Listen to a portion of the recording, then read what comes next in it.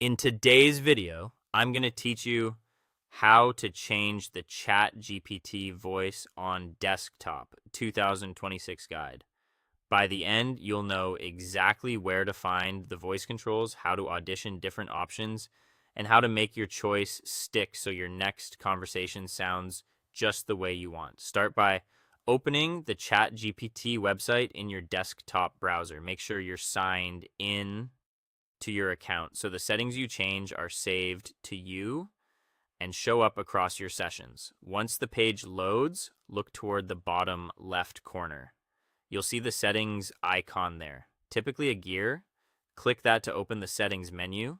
This is where all your personalization options live, and it's the quickest path to adjusting how ChatGPT sounds when it speaks back to you.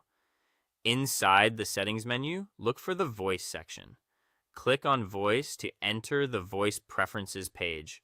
This will display the full list of voices currently supported. The list may include a variety of tones and speaking styles, all designed to give you a more comfortable and engaging experience. Don't worry if the list looks long, you can preview them easily before committing to one. Next, use the play button beside any voice name to hear a short sample. Take your time here. Listen for clarity, pacing, and how the tone feels for longer sessions. Some voices might sound more energetic while others are calm and steady, ideal for focus or late night study.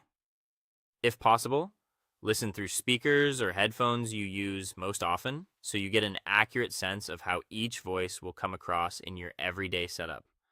Try a handful of options until one stands out as the most enjoyable for your needs. When you're ready, click the name of your preferred voice to select it.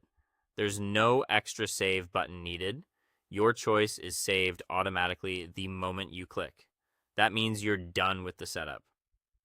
To verify everything worked, start your next interaction with ChatGPT and listen for the change. You should immediately hear the new voice responding.